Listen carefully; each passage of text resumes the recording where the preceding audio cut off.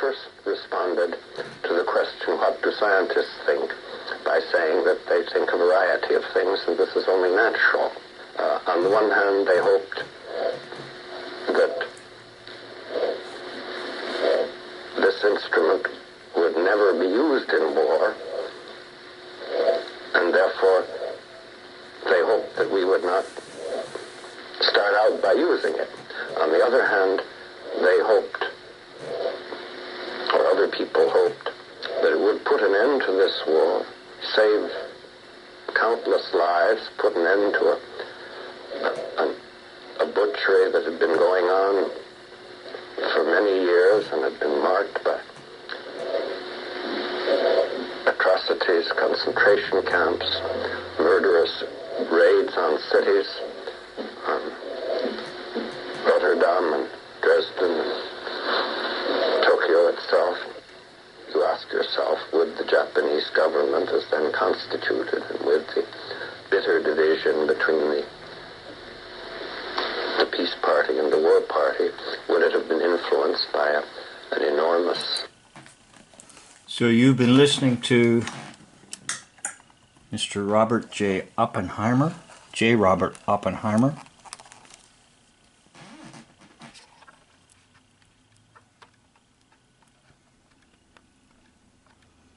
Now, I picked up this book. It was out of circulation, thank goodness.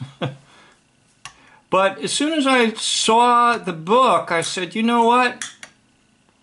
I think I know who that is. So I'm going to make a case for you.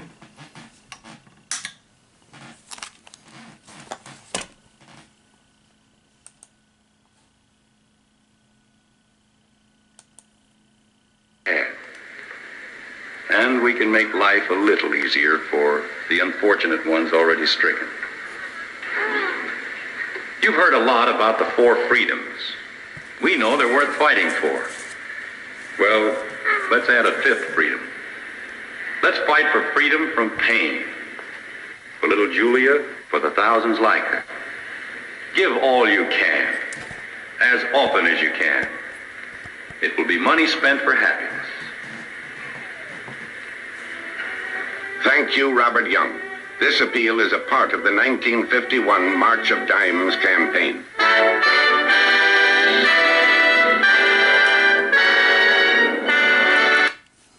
Yes, I believe J. Robert Oppenheimer was played by none other than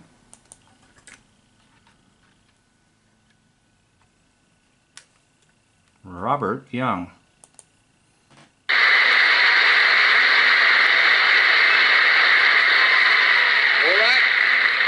As you know, in the case of our mystery challenger, we go to a different form of questioning. You ask questions one at a time, in turn, moving clockwise, and we begin it all with Arlene Francis.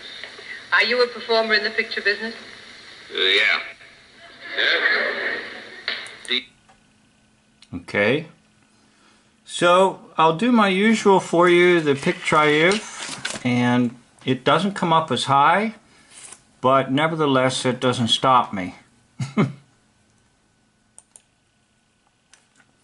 Okay, on your left is the character we know as J.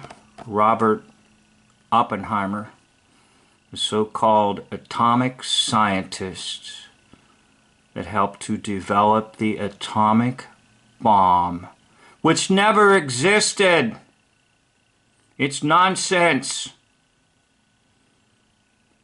But you'd like to believe it. Oh, I did. Please don't think that when I do these videos, somehow I was exempt from hoax history. I was not. I was fascinated by it.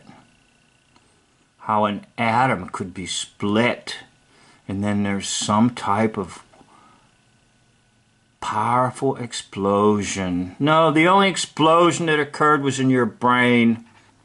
The only thing that was split open was your skull. And they dumped nonsense into it. Because in the Greek language, the word atom means that which cannot be split. So it's double talk. It's nonsense. So J. Robert Oppenheimer, the nonsense maker, was played by, over here, Robert Young, the actor. Now, the reason that the meter doesn't come up too high, I believe, is because they've taken the cheeks of J. Robert Oppenheimer and sort of sucked them in, and I'll show you on the book what I mean.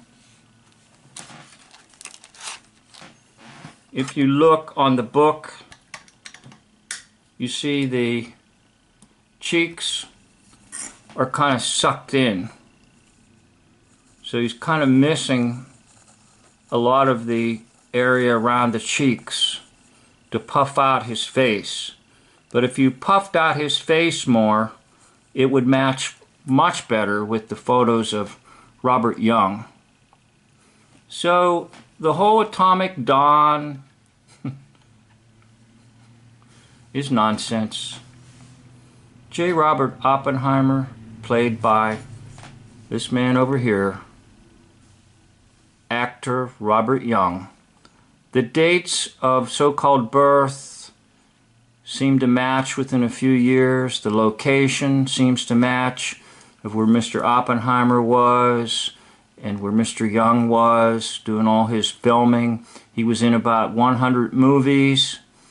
He produced the famous television show he starred in the famous television show Father Knows Best. So he was given the TV Father of the Year award.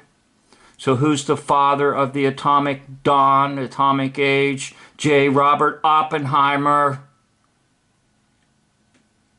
He also did a movie called Marcus Welby, and then that led to a television series. Well over 100 films, a lot of television appearances, and a lot of hoaxing, like I showed you during the polio scare to raise money. Again, all part of the hoax lie system. J. Robert Oppenheimer, played by Robert Young. And that might be another clue that actually his first name begins with J, and even the title of this book is the biography of Robert Oppenheimer. But other places you have J. Robert Oppenheimer. So that might be another clue. His first name Robert, same nonsense. No atomic age, no atomic dawn, no atomic bomb. Anyhow, you got the point. So thank you for watching. End of video.